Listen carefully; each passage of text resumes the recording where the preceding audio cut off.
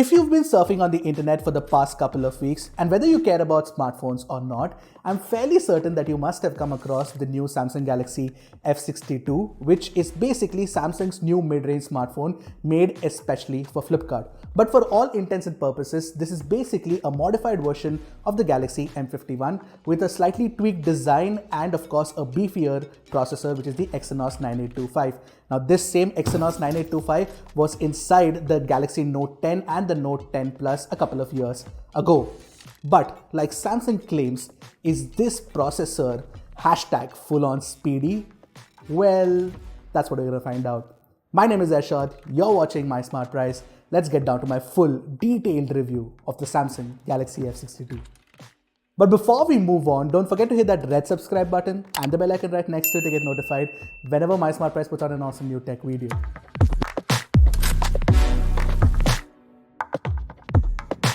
Let me get straight to the point.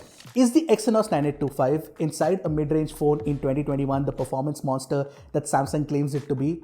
Well, the short answer to that is no. Yes, on paper, it is definitely more powerful compared to Qualcomm's chips like the Snapdragon 765G, the 750G, and of course, the MediaTek Dimensity 800U as well. But when it comes to real-world scenarios, the performance is on par with these chipsets. Allow me to explain. The first thing I did is run benchmarks on the phone. In Antutu, forget the 450,000 odd number promoted by Samsung in its marketing, it couldn't even touch over 3.5 lakh in my initial tests. Then I ran CPU throttle test. Within the first 3 minutes of the test, the performance throttled down to under 80% of its max performance. The final result was the CPU throttle to 74% of its max performance. So, like any normal person, I put the phone inside the fridge for a couple of minutes to cool it down.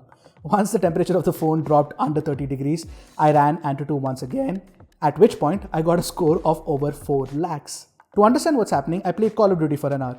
The phone can achieve the max possible settings of very high graphics and max frame rates, which is definitely better than the Snapdragon 750G. Now the starting temperature was around 32.7 degrees and the battery was at 67% charge. Now after an hour, the temperature went up to 43.3 degrees and the battery dropped to 54% charge. But here's what's more important to note. At the highest graphics settings, after about 6 minutes, the game was choppy and laggy. I had to drop it to high performance and max frame rates to get decent sustained performance. So what's really happening here? Simply put, Samsung is actually throttling the performance of the Exynos 9825 inside the F62 to ensure that it doesn't overheat and that the battery life doesn't get affected too much.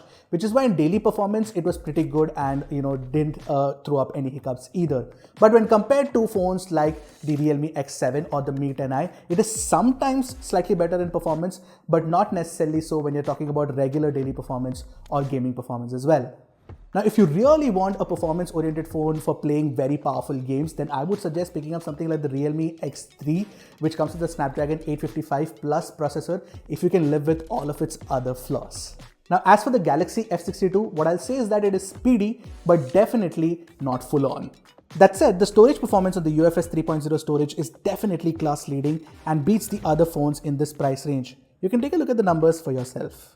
Now, if you have enjoyed this video till this moment, do consider hitting that like button and maybe even commenting so that more users can find a review of the F62 if they're searching for one, because that's how the YouTube algorithm works.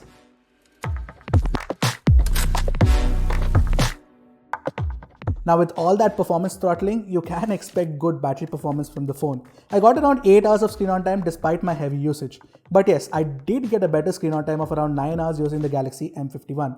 Basically, you can expect anywhere between a day and a half and 2 days of battery life on the F62. As for the charging time, it took me 1 hour and 53 minutes using the inbox 25-watt charger. Now, one of the complaints for a lot of folks, not everybody, is the fact that this phone doesn't come with 5G support. Now, to be entirely honest, I'm slightly disappointed as well because, you know what, future-proofing, there's no harm in that at all. Having said that, even if you don't care about 5G, the fact that this phone doesn't come with 4G carrier aggregation should be irksome. That said, I must admit that the 4G network performance was rock solid regardless of that. And I got great call performance as well, especially thanks to the good earpiece on the phone.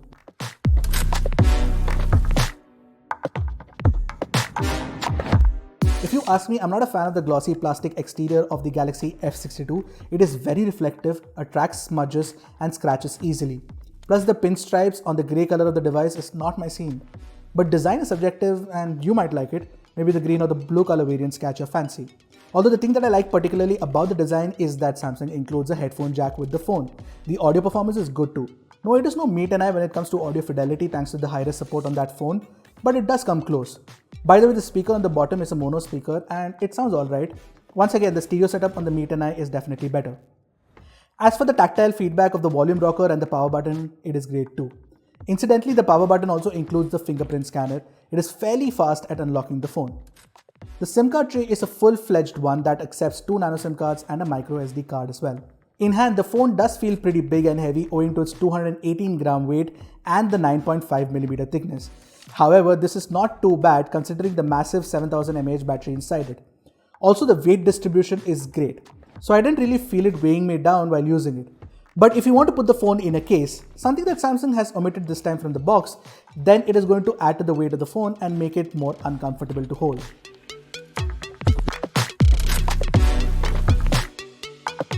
Now the Galaxy F62 has the same 6.7-inch Super AMOLED Plus display with FHD Plus resolution that was also present on the Galaxy M51.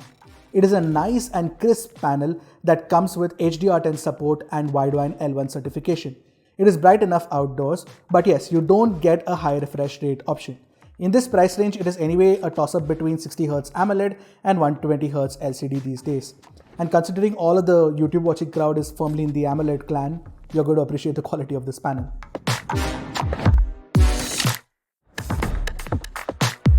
The quad camera setup on the Galaxy F62 is exactly the same as the Galaxy M51. You get a 64 megapixel main camera, 12 megapixel ultra wide, 5 megapixel macro and 5 megapixel depth. To know about the camera performance of the F62 in detail, take a look at our camera comparison against the Galaxy M51 and the Meet and Eye. Although let me quickly summarize my findings. The Galaxy F62's main 64 megapixel camera is a fairly sharp shooter but not the best in its class. The resulting pixel binned 16 megapixel images are good enough in daylight and match the M51 in terms of details, textures and dynamic range. But if you like shooting high-res 64 megapixel shots in daylight, the F62 does a good job. Although note that the color processing veers towards very heavy red bias that looks odd.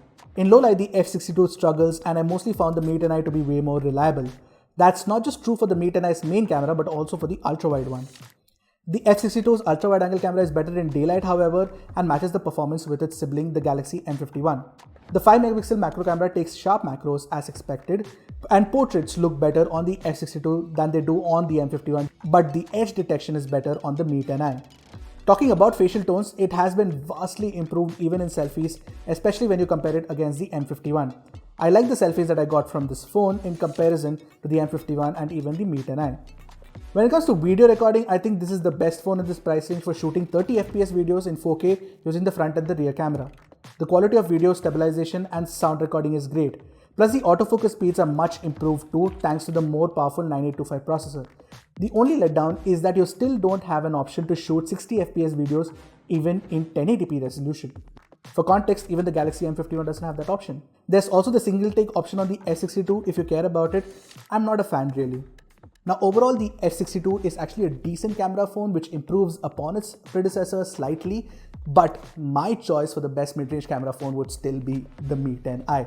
Having said that, if you want a phone for videography, then you cannot go wrong with the Galaxy M51 or the F62.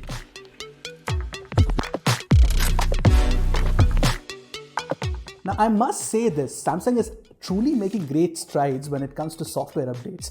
Now, in a day and age in 2021 where Xiaomi and Realme are bundling their phones with Android 10, the Samsung Galaxy F62 comes with Android 11 running the latest version of One UI, which is One UI 3.1. That said, it is definitely filled with a lot of unnecessary apps and third-party notifications from the same apps. Pray tell me why anyone would want 3 short video apps, Moj, MX Takatak and Chingari pre-installed on their phones. Thankfully, all of these can be uninstalled. Otherwise, it is the same great One UI 3.1 with Google's Discover feed set as default -1 page. Now don't change it to the Samsung Galaxy free page by opening the app, else you won't be able to get out of it. Now if you can go the lengths of tailoring the software experience on your phone by deleting unwanted apps and of course stopping third-party notifications from sending you unnecessary notifications, then One UI is definitely the best software experience that you can find under Rs 25,000.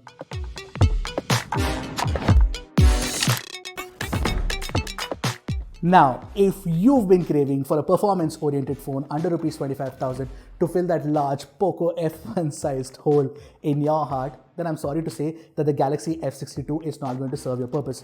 Don't get me wrong, the F62 is plenty powerful in its price range, but it doesn't offer you sustained performance. Also, what is with brands and making seemingly powerful phones look so unattractive? The Poco F1 was not a looker, and neither is the Galaxy F62. Now, my mini rants aside, the Samsung Galaxy F62 definitely has a lot going for it. Now, when compared to the Galaxy M51, it has the more improved One UI 3.1 right out of the box. And of course, you also get slightly better camera performance and overall performance as well. But when compared to the Mi 10i, it has more than a couple of advantages up its sleeve. For example, it definitely looks better, it offers exceptional camera performance and doesn't throttle as much either. Plus, there's also the future-proofing factor, which is 5G. Then there's also the Realme X7 if you want to save a couple of thousands from your budget and want to future-proof yourself with 5G support as well. The only problem in that would be the average camera performance. So, which phone would be your pick under Rs 25,000? And I hope you guys liked our review of the Samsung Galaxy F62. Do let us know in the comment section below what you thought about it. And if you've come this far, please consider hitting the red subscribe button and the bell icon right next to it to get notified whenever MySmartPrice puts out an awesome new tech video. Until next time, this is Arshad signing off. Goodbye and Godspeed, my friends.